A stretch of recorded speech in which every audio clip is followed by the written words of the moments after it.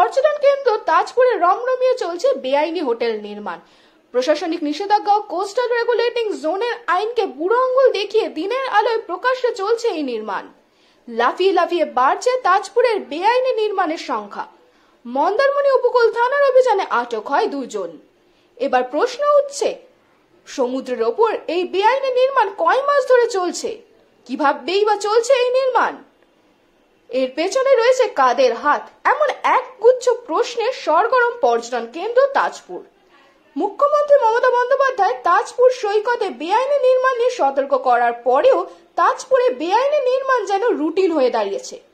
Coastal regulating জোনের আইনকে না মেনেই বেশিরভাগ হোটেল হচ্ছে বলে অভিযোগ।